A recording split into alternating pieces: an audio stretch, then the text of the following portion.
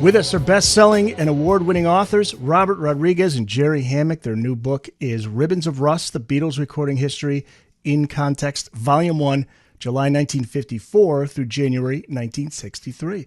Thank you, Robert and Jerry, for being here. Great to be here. Thank you. Jerry, it's good to see you again. Robert, It's great to meet you. Jerry, we had you on before, so it's good to have you back. Ribbons of Rust, what a great title. Explain where that comes from. It's just referring to audio tape. Basically, it's rusty oxide stuck to plastic. That's how sound gets to us in the Beatles era. We just thought it was a poetic way to refer to the medium. And because the books are involved with their recording history and pretty much everything that they put to tape that we're able to hear as fans, Robert and I ultimately are looking to explore in this series. So we thought it was a good foundation, and for as people come to understand that if they didn't already, then it helps them get where these books are coming from and where we're approaching the history from. It's about the music. It's about the recordings. I love it. The promo for the book reads, quote, "The story of the Beatles has been covered thousands of times in books, memoirs, discographies, and academic tomes, and yet many of these works focus on their history with little regard to how they experienced their own times." So tell us what fans can expect when they look through this book, which also features a QR code so people can watch and listen along to the book. So tell us what's inside of this book. If we did our job right, it would place the readers into the world of 1950s, early 60s Britain and Germany. From this distance, you look at any Beatle book, any Beatle history book, it's all largely in black and white. And that's also the way a lot of the stuff is depicted in films. And that was not the world the Beatles lived. They lived in full color, like we all do. This stuff was, you have this tinge of nostalgia to it. Oh, how primitive that was, Elvis and rock and roll, Little Richard. This was exciting new music. There was no end in sight. Nobody knew how it's all going to pan out. This was just a new, exciting thing of the moment. And we're trying to bring that to the reader. And to that end, it's loaded with color. If you get the standard edition, there's also a monochrome version, the mono edition, for people that the color access to printing was not available. The use of the QR codes, which link you directly to either British Pathé newsreels, which sadly are black and white mostly, but we've got some color footage also in the book of the Reaper Bomb, Sin Strip red light district of Hamburg, as the Beatles would have seen it in 1960. Throughout the ephemera of the publications, the record sleeves, the gig posters, all that sort of stuff, we wanted to place the reader as much as possible into the world as the Beatles experienced it, and the music links as well. There's QR codes throughout the book, and basically as you were reading about a particular song that the Beatles were listening to, it gives the reader the opportunity to listen to that song themselves, to experience what the Beatles were experiencing. When we talk about some of the TV that they were seeing around rock and roll, 6-5 Special, as an example, there's an episode of 6-5 Special that we link you to, so you can again get a feel for what the Beatles were taking in, because the book is really to illustrate the Beatles as a part of their time, not outside of their time, but a part of their time, influenced by their time. And then as you move forward, you start to see those influences playing out as the Beatles are developing their repertoire, as they're choosing songs that they're playing live, where all this is coming from. So the QRs allow the reader to get that experience too, of hearing them. And I'm pretty sure for a lot of readers, it'll be the first time, even though they may have read about some of these songs that the Beatles liked and loved, and artists that the Beatles liked and loved, they've never experienced them. They've never heard them. So this will be their chance to experience the music that the Beatles were experiencing as they were developing their taste, as they were reflecting on, hey, Buddy Holly can do that. I could do that. So yeah, that's the idea behind it. Again, it's truly to immerse the reader in that world and help them through both the words and the sounds and images, get a full feel for what was going on with the Beatles as they were developing their first recordings. There are certain things that have been in circulation for a while that may not have been really understood absent the context that we're presenting here. And as an example, Anthology 1 has got excerpts from what we call the Fortland Road recordings at Paul's house as the teenage nascent quarrymen have their borrowed reel to reel, and they're recording themselves, doing instrumentals, doing some covers, doing some original material, 1960. And it's one thing to hear that when you're listening to Anthology 1, but with the description of, okay, we believe based on the architecture of the house, they were on the upstairs landing with the microphone in the bathroom, getting some bathroom echo. And this is what the recordings we're describing to you, Easter weekend 1960. This is what it sounded like. So you're getting a fuller picture. And then rather than just reading about it, you get to hear it as well. And the equipment that's used as well.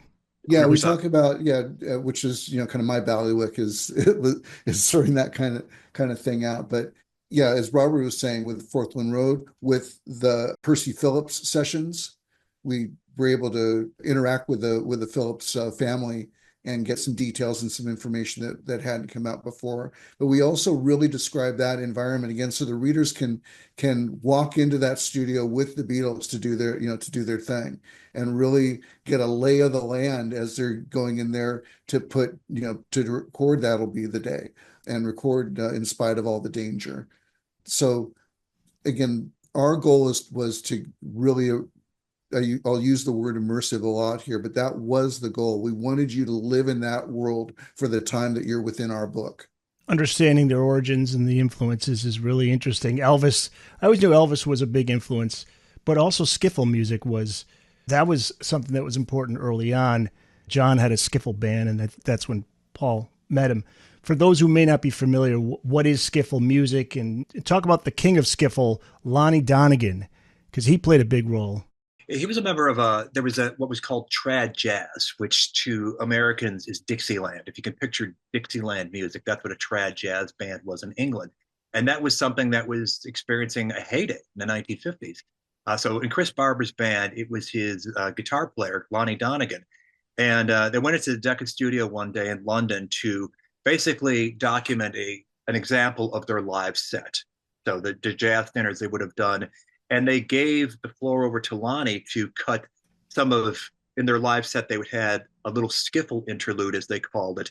And that was where he would sing what was to American sort of rootsy music, blues, lead belly, it could be country music, stuff like that.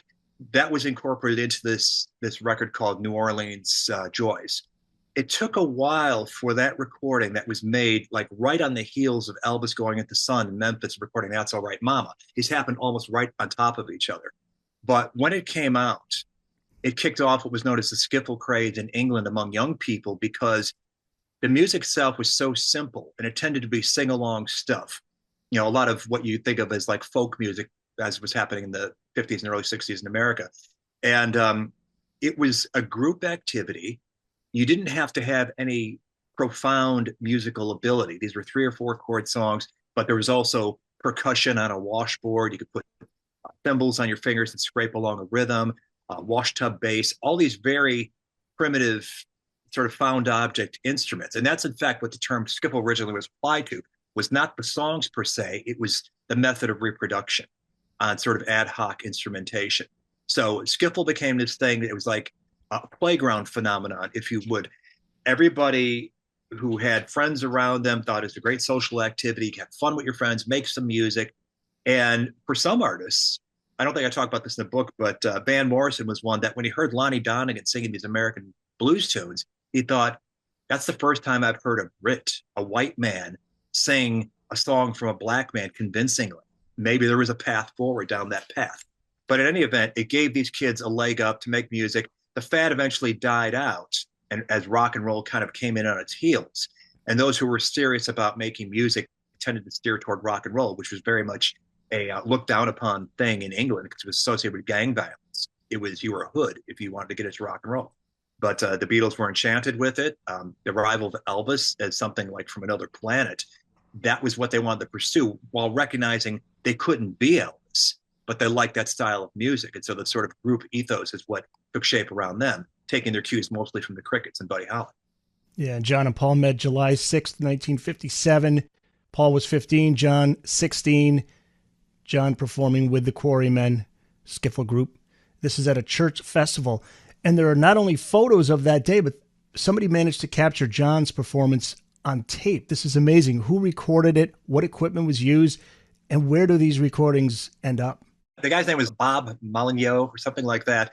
he was a guy that had acquired a tape recorder, reel to reel, which, schlepping that thing down to the garden fete on that day is akin to like taking a cinder block with you. It was not the most portable thing, not like a cassette or a Walkman. And so he was a serious guy dedicated to, I want to capture the sound of this day. And sure enough, he did. Not just the Quarrymen's second set that day, but other sounds of the fair that day. So he recorded the second set of the Quarrymen, which came after John and Paul were introduced. Initially, they played their opening set outside, and then for the evening set, they were moved into the actual church hall, and that's where that was recorded. So its existence was obviously Bob, being a British kid, knew the Beatles when they came along, their ascent. And at that time, he offered it to the Beatles. Hey, I've got this tape of the Quarrymen. Are you interested? I guess he had a connection to Ringo. Didn't get a response. That, well, if the guys on the tape aren't interested, maybe nobody is. And then he thereafter recorded a thunderstorm over most of that tape, saving the first two songs that he got. So it's tragic for us. But in any event, just before the anthology series was produced in the 90s, I guess he decided to put up that tape and that tape recorder for auction. And everybody was thinking, oh, it's going to go for six figures. Actually, only EMI, they were the ones that won, and they bid around, I think, the equivalent of 75 grand and got it. Decided it was unusable for the anthology project because it was just way too rough a recording. But when you hear the samples from it that were issued publicly, unmistakable voice of young John Lennon, belting out Baby Let's Play House, Elvis, and putting on the style, Lonnie Donegan, skiffle song. So there's the twin influences captured that day from the Quarrymen set. Apple, EMI has held on to it ever since. It is only the two songs. When I talked to Peter Jackson, he said it would be lovely if he could get his hands on it and sort of demix it the way they did with Now and Then and maybe make something listenable out of it. But so far as we know, that has not happened yet. It's one of those threads of Beatle history of how could it be that it just so happens that on the day they met, that John and Paul met, there's a guy with a reel-to-reel machine who's recording the action, is recording the Quarrymen. How can that, how could that possibly be? But there's those little events all sprinkled all throughout the Beatles history of things that we as fans decades later have access to that you won't find in any other band's history because it disappeared. It wasn't valuable. A lot of the early Beatles session tapes were thrown away in a purge of tape at EMI, I think in 1966. So even then, a lot of the stuff wasn't precious. The fact that some of it survived, that the Star Club stuff survived, that the Garden Fete tapes survive is just miraculous to a degree. Yeah, it's like Turner Classic Movies, taking those old films and cleaning them up and preserving them. I mean, you wish maybe someday, we could get those recordings. Just don't colorize them. Don't colorize them, please. Please, no. I'm with you on that. Record them in stereo. Yeah, or put them in stereo. Just don't do it. The mono and stereo. The addition of George Harrison to the Quarrymen, you say the band's musicality took a major advance forward. Talk about that. Well, he was somebody that everything we know about George Harrison as a person, it was like fully formed by the age of 14, 15 in terms of being able to buckle down and work and just grind out the mastery of anything he set his mind to. And of course, the parlor trick he mastered that got him into the Quarrymen was learning how to play Raunchy by Bill Justice. And it was something believed to be beyond the ability of most people, certainly in a skiffle band. And he nailed it. It was something they would trot out to impress people with. It got him into the band over John's strenuous objections to a guy who hadn't had his growth spurt yet, looked younger than his 15 years, and he had this undeniable talent that, to that point in the Quarrymen, John was surrounding himself with people that the musical talent didn't really matter as long as you're willing to be subservient to his domineering personality. But here was a kid who had undeniable chops and the interest and passion for rock and roll and knew his place. And so he was able to win his place into the Quarrymen. It's evident in that first Percy Phillips recording. I'm sure Jerry could speak to this, that anything he applied himself to, he made better. And that would be the pattern throughout the entirety of the Beatles' career, for sure. Yeah, George was the type of guitar player that wasn't necessarily spontaneous. but once he set himself to learn something musically, he would just work it and work it and work it until it was his, until muscle memory more or less took over. I believe a great deal of the Beatles' famous work ethic around rehearsal and repetitive rehearsal that we see exposed toward the end of their career with the Niagara Reels and the Let It Be sessions is a George influence rather than a John or Paul influence. And I say that simply because Lennon, inherently impatient, McCartney, gifted to a degree that, yeah, he could do it off the cuff. But George, he wasn't that kind of guy.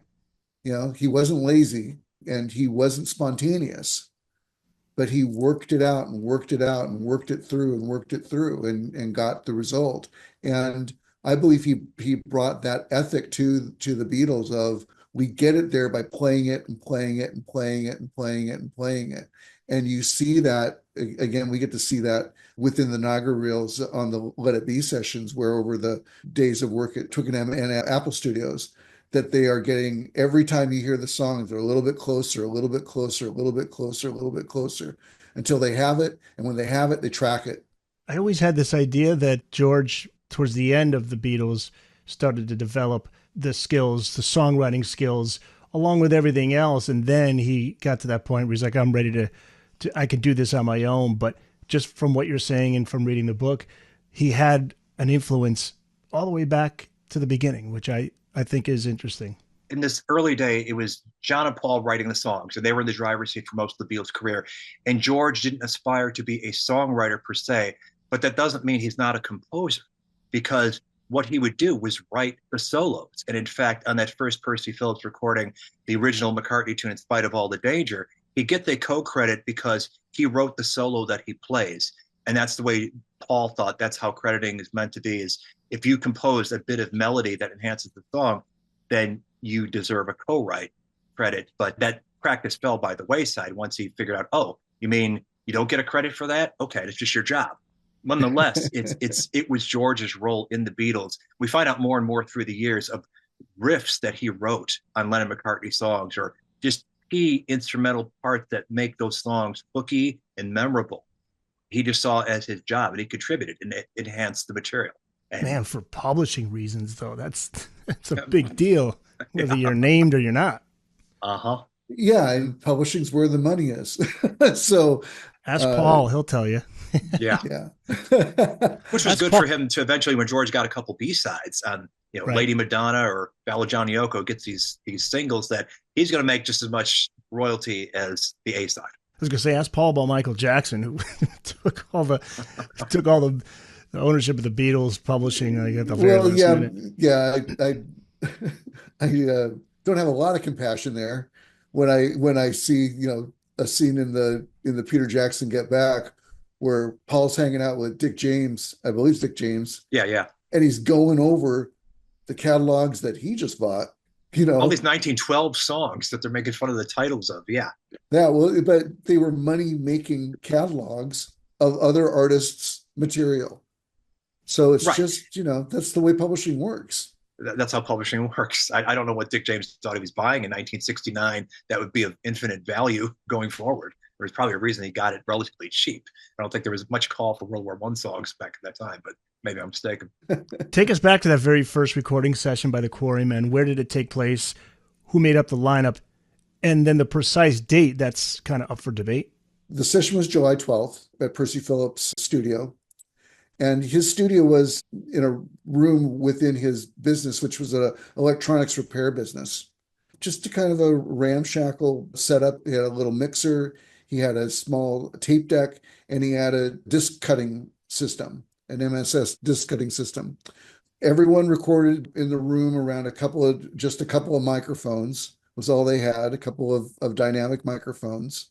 In the old, tradition, when it's your turn to play or to be highlighted, you step up to the microphone and you step away when you're done. That's the way you balance volume in those situations.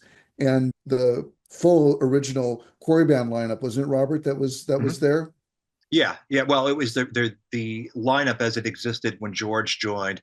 So you had Colin Hanton on drums, Ken Brown on piano, and then John, Paul, and George. No, And Duff Lowe. I'm sorry, not Ken Brown on piano. Duff Lowe. Okay. Duff on piano. Even at that point, it was John, Paul, and George's band. Because they get through That'll Be the Day, and when they go on to In Spite of All the Danger, there's no place for the other two musicians in that. They hadn't been involved. They hadn't been included. So if ever there was a message of, you're sort of in the band, you get it there when we've got our one chance now that we're going to record together, and we're only going to partially record together. You guys, we don't need you for this one. Surplus to requirements. Yeah, surplus to requirements. And In Spite of All the Danger, credited to Paul and George, but it's not known exactly when John and Paul commenced collaborating. Did they quickly develop that chemistry? Did it take time? It seems like they did pretty early on after they met, and once they sussed out that each of them was writing original material.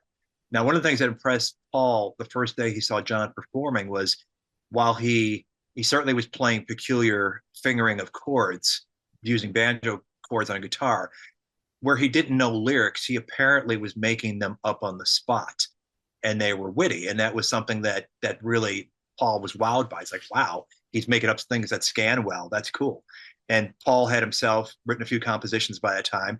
He's got even one that lived on for decades after, pre-rock and roll, called Suicide, that he put a little bit of it on his debut album solo and tried to get Frank Sinatra to record it. But in any event, it became the kind of thing where I think the real dynamic between them was once they'd figured out each other had some kind of gift that the other really admired, and that they both were on the same page in terms of taste, in terms of being these connoisseurs of rock and roll, that out of convenience, if nothing else, they could help each other where one of them might have started a song and then got stuck. And the other would hear and go, oh, you should go here now, and then circle back to this. So it became this sort of partnership out of editing each other's material, which would carry on all through the whole of the Beatles' career, as well as consciously sitting down, okay, we're going to write a song together. And it was a point of great pride for them that they filled notebooks with this stuff, so much so that the very first press the Beatles got in any kind of national publication, come the release of Love Me Do, that story of the 100 original tunes was mentioned in that article.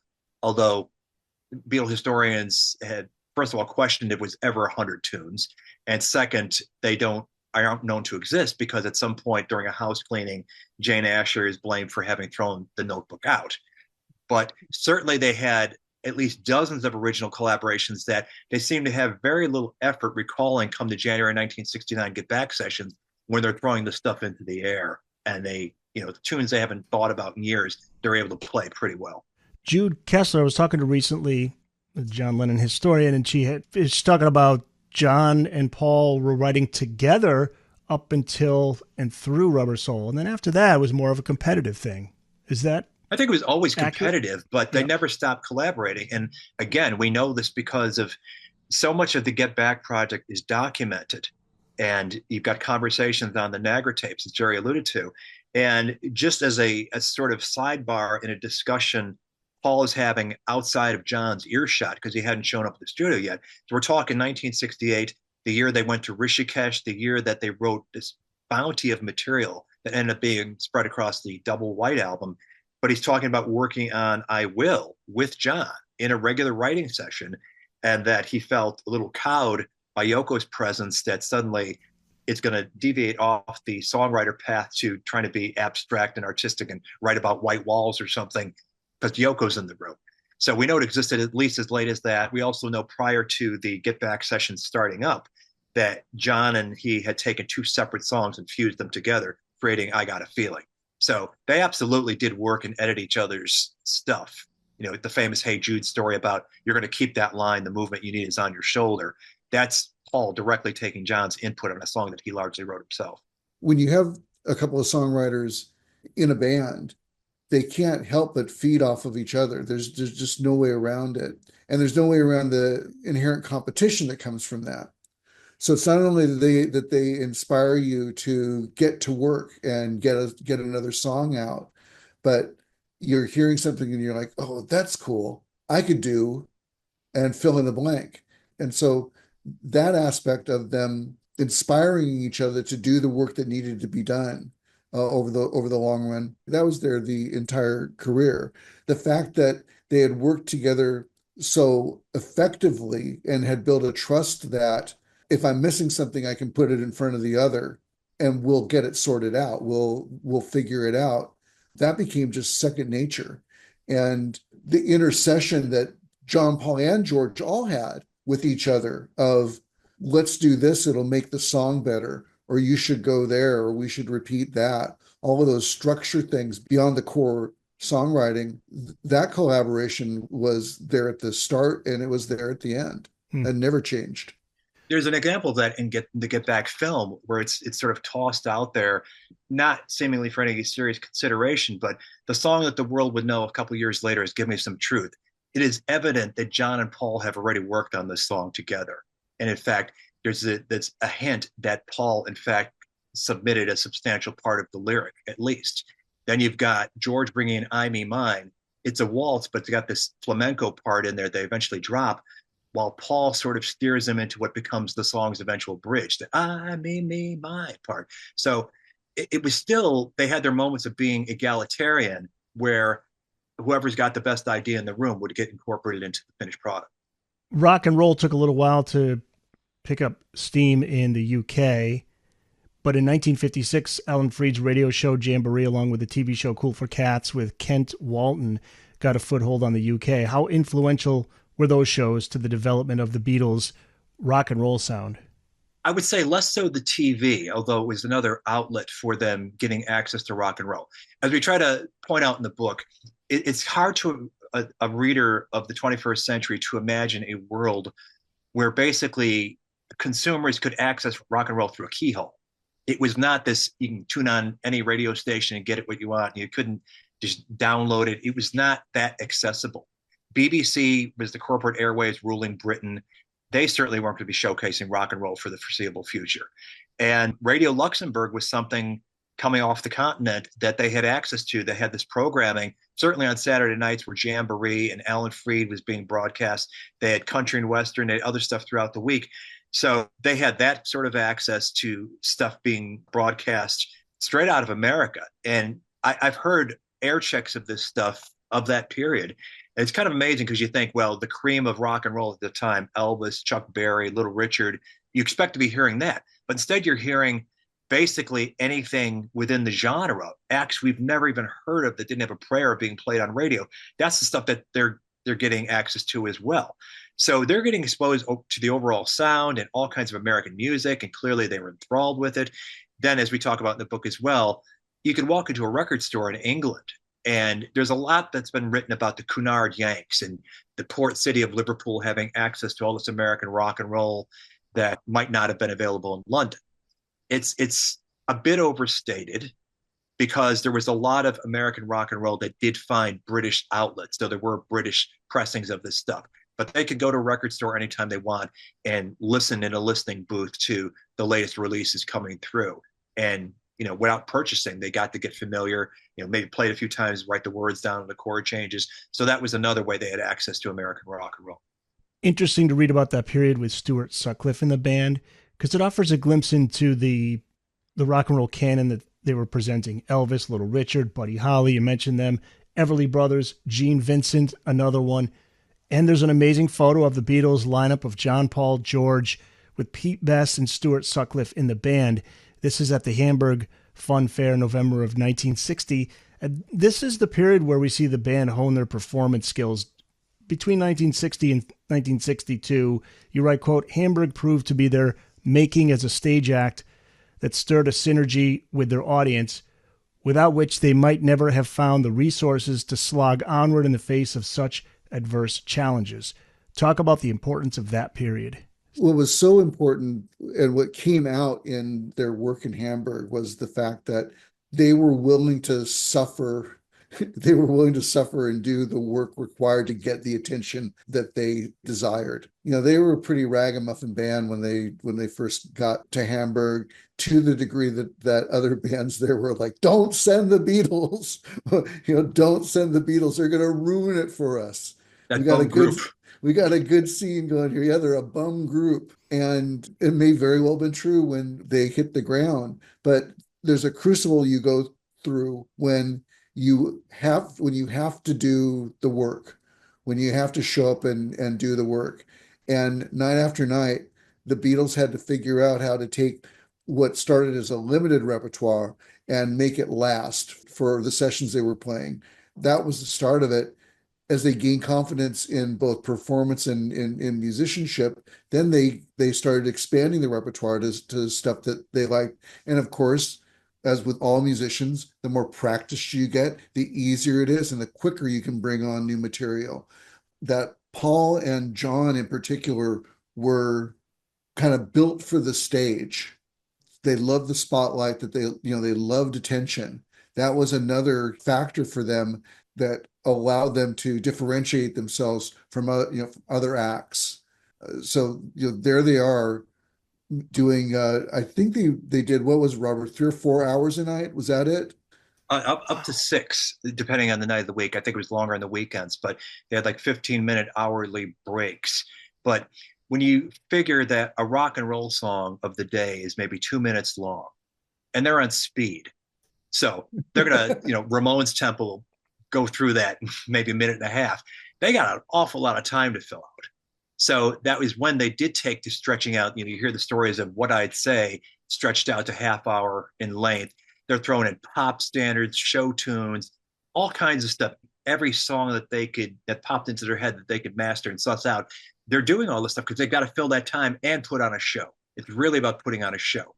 And the astonishing thing, when we talked about the 100 originals, whatever the number actually was, there was no call for original tunes in Hamburg to fill up those big sets. So they had to get awfully creative on their feet in front of tough gangster and drunken sailor audiences to keep them entertained. That might not have been their primary goal. Their primary goal, I think, was, as writers, they wanted to make records and have a hit record. But this was the path that ultimately took them to a point where they became an act that was sensitive to what their audiences wanted to hear. And yet they could take this mountain that they'd built upon of material and, in their eyes, better it and take it somewhere further. Records they loved. And I think that is a big, huge key to the Beatles' success, is that they were so astonishingly receptive to all kinds of music and knew how to purpose it to their own ends. It was a very direct thing when in that stage environment where you'd get feedback immediately. If the audience is dancing and laughing and clapping and enjoying it, we probably want to keep that song in the set. If they are quiet or throwing things at us, probably don't need to pursue mastering that particular track. As Robert pointed out, there's a balance there of, if you think of it from the band's point of view, stuff that we want to play and stuff that the audience wants to hear. And throughout their career, the Beatles, and starting with Hamburg, the Beatles seem to have an understanding of that balance where they're having a good time, but this is stuff that engages the audience as well. Throughout their entire canon, there are very few missed opportunities or songs that you're like, ugh, well, Mr. Moonlight, maybe. like, what did they ever see in that? But Mr. Moonlight, within its Hamburg implementations, it's a pretty rocking track. And people have talked about the Decca audition tape, as we talk about in the book, that why are they doing all these novelty numbers? Chic of Araby and Three Cool Cats, things like that. Well, there was a reason. The reason was they went over well with their audiences. So much so, I think I've got a quote in the book where somebody who was a regular attendee at the Cavern shows didn't think of them as a rock and roll outfit. She thought of them as a musical comedy act. And wow, that was their appeal. They put on a show and they delivered the musical goods. It's kind of, well, I was going to say, it's kind of like a comedian testing out jokes to an audience and seeing which ones work and which don't. But in this sense, it's songs. Yeah, Robert Rodriguez and Jerry Hammack are authors of the new book titled Ribbons of Rust, The Beatles Recording History in Context, Volume 1, July 1954 through January 1963. I wanted to ask you about some of the things that maybe have come to light over the years, like pieces of the Beatles puzzle that have come to light, some of the things that stand out, some of the things that have been lost, like you mentioned an acetate that documented the first time John, Paul, George, and Ringo recorded together that once existed, it no longer exists. Is that the acoustic session? Summertime, yeah. Yeah, and again, this work wasn't special to anybody in particular at the time, and who would have known, who would have thought?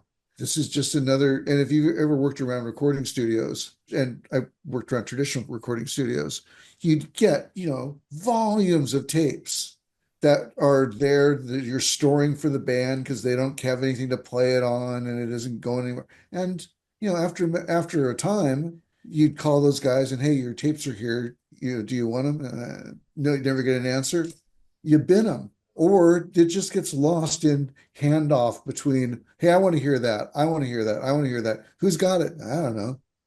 So it could be this acoustic sessions out there somewhere, and it may pop up again. But again, it's not an unusual thing when if you consider for a moment that in this period and for a while, the Beatles aren't special. The Beatles aren't special. Robert talks about really nicely about how there was and actually, Robert, maybe share the story of the other band that rehearsed, and tried to get a deal with Decca on that, in that time. Oh, you're talking about the Troubles? Yeah. I think logistically worked in their favor is why they got signed rather than the Beatles that day, just because they were local boys from London rather than people had to schlep in from Liverpool 3 or 4 hours away.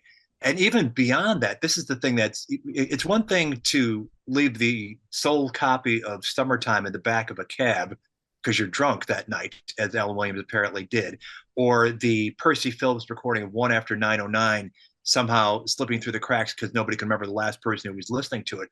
But after they were clearly a worldwide phenomenon, something that people were going to be listening to forever, you've got United Artists disposing of the outtakes of A Hard Day's Night, Help, in 1970. You've got the BBC wiping TV performances of the Beatles because videotape is expensive and who's going to care about the Beatles in 1969?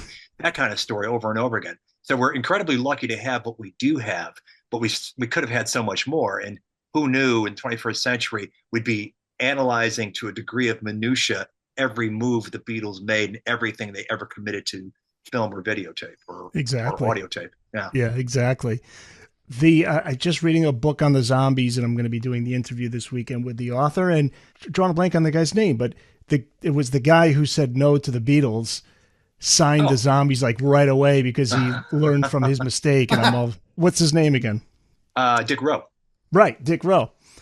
Yeah, and the Zombies said we were doing a gig, and he just walked up to us and didn't even say I'm interested. He's just like, when can you sign the deal? Let's go, because he just you could be the next Beatles, right? He's like, I don't want to make that mistake again. Yeah, right. Yeah. One of the many interesting images in the book is a handwritten set list from a January 17th, 1963 concert in Birkenhead at the Majestic Ballroom. And you say this depicts the Beatles' transition to recording artists. Where did you find this set list? I got it up in front of me here. It's something that's been circulating in fandom in recent years, and I think it might have even gone up for auction. I know that recently on eBay, there was somebody's notebook that was a cavern attendee where they wrote down every single song that the Beatles ever played there. So this was not one evening set. It was like a notebook that they diligently tracked every cover they ever heard the Beatles play. These could have been lunchtime sessions. They could have been evening sessions. So it seems strange at this distance that somebody was enough of a fan of the Beatles before the Beatles, writ big, as we would know later, took off, that they thought it was worth writing down and preserving this history. And maybe it was just for their own sake. Like, the Beatles are the ones that do Beso Mucho. Okay, cool. It's just astonishing, though, that it's taken 60 years for this stuff to emerge. Just as, what was it, a year ago, Jerry, that there was like back-to-back 2 live recordings of the Beatles from 1963 that nobody really knew about surfaced. One was them performing at that boys' school in Stowe. The other was them, I think the next day, doing a session at EMI, Manchester Square, just running through. I think they were gearing up to promote from Media or something, but they played live at EMI a handful of songs, and somebody taped it. It sounds great. So it is astonishing. And then there's the stories we mentioned in the book of people hot wiring their TV to record in the autumn of 1962 Beatle performances on the tube. You can't just whip out your VHS tape and get this stuff. somebody had presence of mind enough because they were fans enough of the Beatles. They wanted to document this, and certainly the networks weren't going to do it. But it was a good piece of the puzzle that we write about in the book because poor Pete Best has been pilloried ever since the release of Anthology for his performance of Love Me Do, where midway through the instrumental break, he decides to completely shift the rhythm. And you're like, what happened? Did you have a stroke at that moment? Why are you suddenly changing the song?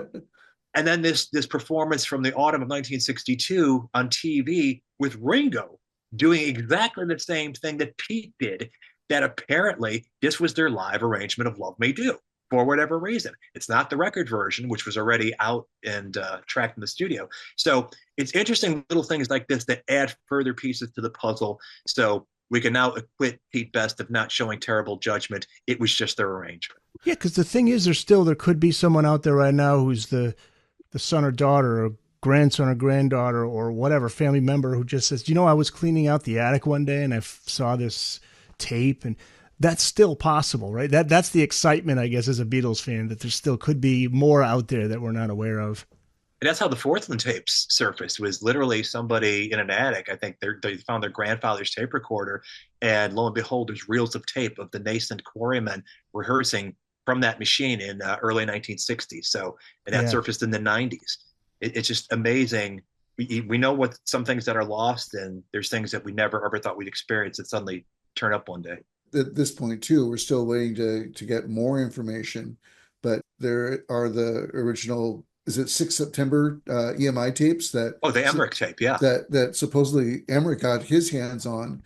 So the very first time the Beatles are in the studio and they're doing Besame Mucho, and they're doing with Pete Best, with Pete Best, and Ask Me Why. Supposedly that tape is out there, and the Emmerich estate has it.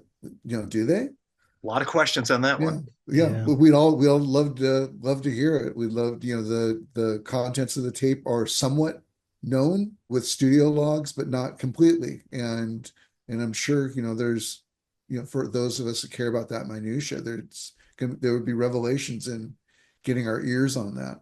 I'm sure there's plenty of people. There's the Beatles fan community that would love to see it. They tend to acquire stuff and then it disappears into the black hole of Apple's vault. That, we knew about the Quarrymen tape the day John and Paul met. EMI had it, yet it's not an anthology. There are other things. There is a Cavern live set of the Beatles in the summer of 62 prior to Ringo joining that we know exists from like July of 62, the last days of Pete Best. It got bought at an auction. Have we heard it? No, we have not. And now we've got the tools to make it better and sonically improved and listenable if somebody cares to do that. So they had this great revulsion and disdain toward the Star Club tapes. At least it got out for a while, but then they went to court. George testified against it being an invalid deal, and they've acquired that, and it's not seen legitimate issue. Now, the word is Peter Jackson bought them and is doing his thing on it, but Apple has no interest in putting it out. So they seem to have a mindset of if it's not listenable and accessible and pleasant, rather than, no, it's historic and it shines light on history that we've only read about to this point. Why can't you make it available? There are plenty of people in the world that would make it worth your while. Yeah, it's interesting to the degree that the Beatles are not archivists. The Beatles organization, the Apple organization, are not truly archivists. They're always, when they give us anything, they give us about 80% of it, and then they are very careful to polish that up as nice and pretty and inoffensively as possible. It's almost like they're still trying to please Mr. Epstein and please Mr. Martin and please Mr. whoever, the powers that be. We don't want to upset them. Those gentlemen are writing our checks. It's almost as if that's the mindset within Apple. And it's difficult to justify when, the Beatles have been around for 60 plus years, and they have entered this period historically where everything around their history has meaning to a pretty sizable, commercial audience still. And yet they choose not to address that audience or give that audience a little more of what they would enjoy and give us all a more balanced understanding of the band. They're still protecting their image. It's like finding a piece of a letter from Abe Lincoln, and well, you can't read the whole thing, so why bother letting anybody see it? Abe uses some questionable language here, right? So, but the Beatles are so far beyond just a popular band. They're part of the history of this, not only this country, but our culture, the worldwide. Yeah, it's like so. It's a sad world where Rhino treats the Monkees' legacy better than EMI treats the Beatles in terms of serving the fans. Yeah, yeah. And again, it requires that you allow a historic mindset to it. And I think, unfortunately, as long as we've got Ringo and Paul around, that's not going to happen. They're not going to get that opportunity.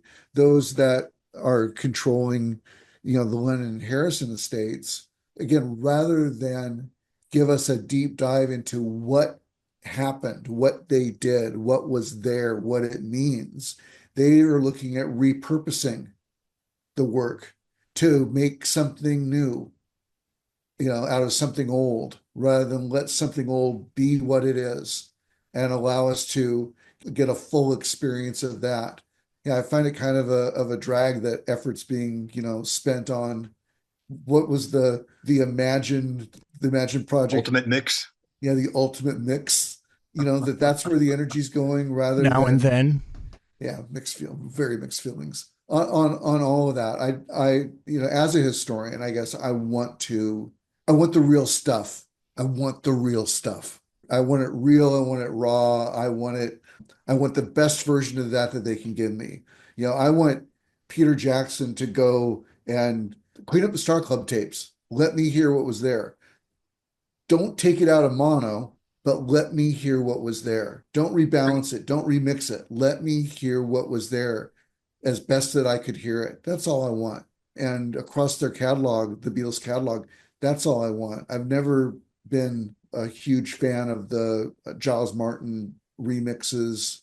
The remasters I enjoyed, the 2009 remasters I enjoyed, because again, that gave me clarity around what was already there. It just cleaned it up for my ears. But when you're working with a master tape, you're not making different decisions about relative levels or effects or things that are used. That's what I would hope eventually we get out of the Beatles camp, is an appreciation of the value of things just the way that they did that work, and not try to make the next product that they're going to sell X units of out of it. Let's talk about the early influences. In the book, you write, quote, abundant proof exists demonstrating that the Beatles paid scrupulous attention to the work of their peers and the up-and-comers from the start of their career until the end.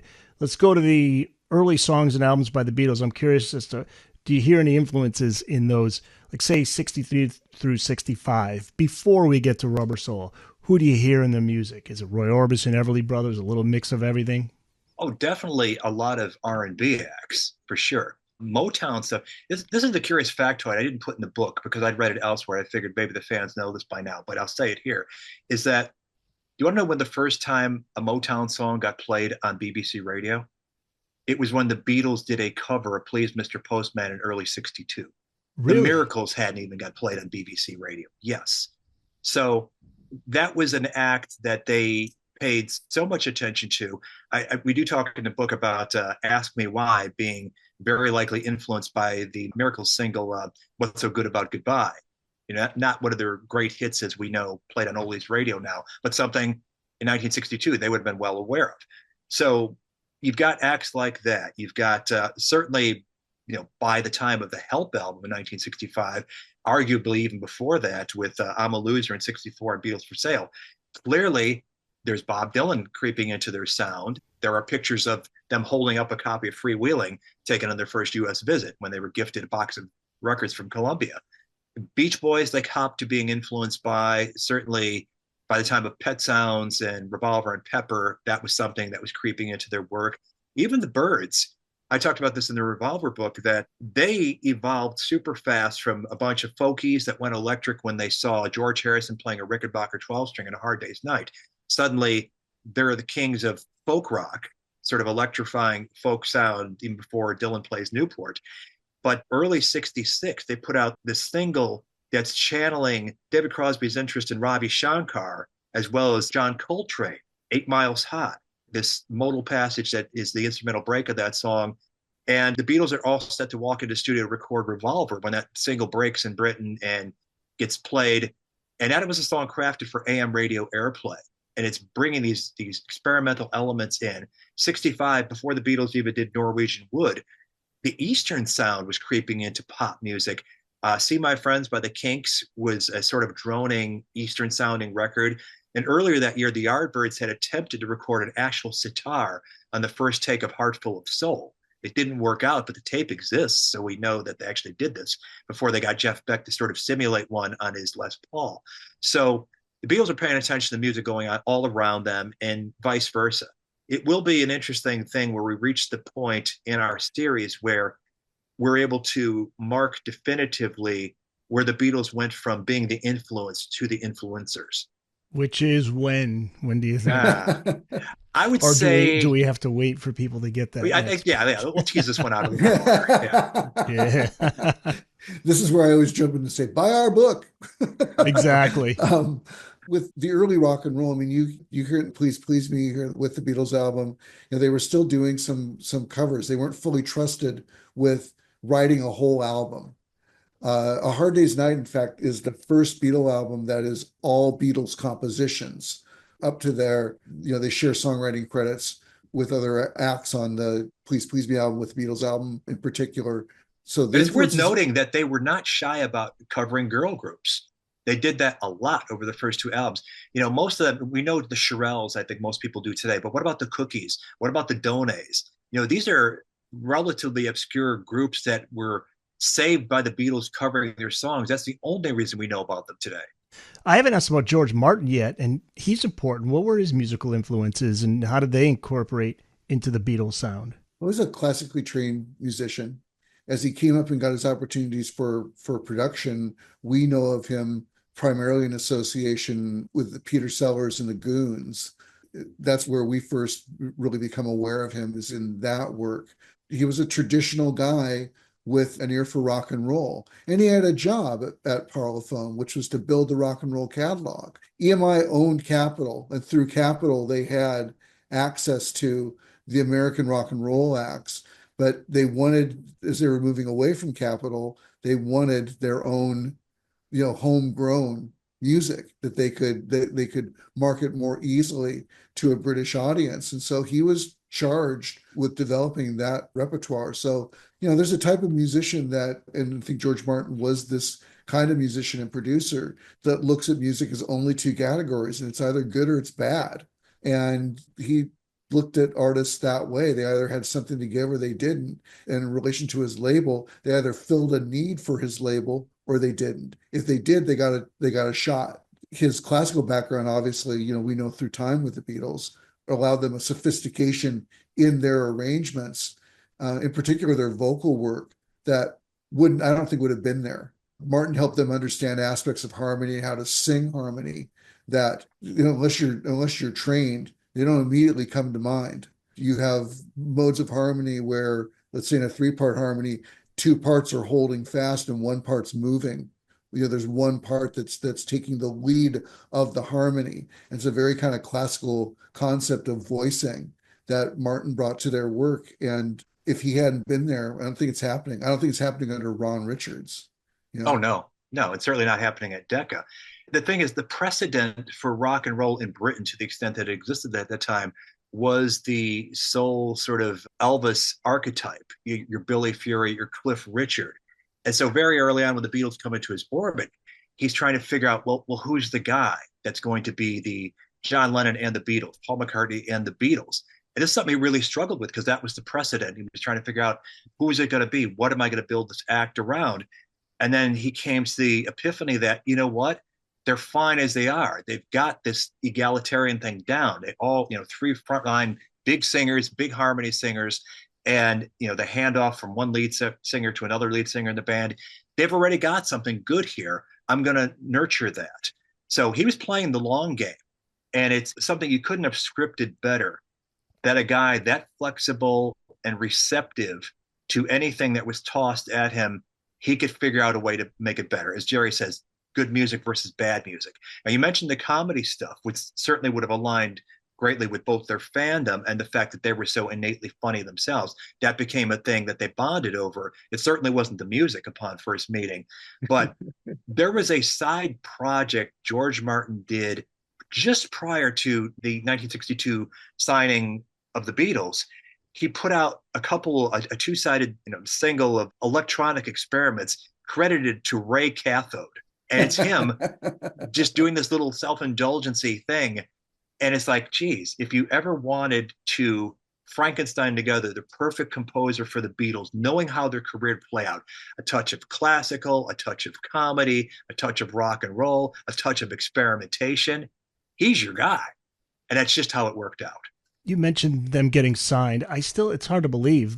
Like, the song Love Me Do is one of my favorite early Beatles songs, and that song came and went without a bite from Capitol Records. Even Please Please Me was a huge hit in the UK, but it shared the same fate in the States. But a Chicago-based R&B imprint that had come into being at the dawn of rock and roll that was willing to give the Beatles a shot. How did they land that deal? VJ, the VJ label, Records, yeah. Yeah.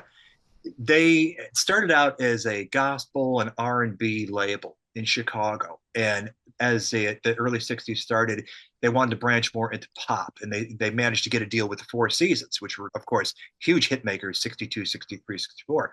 So they were interested in that year of 62. There was a rare Brit act crossing over to America having a hit.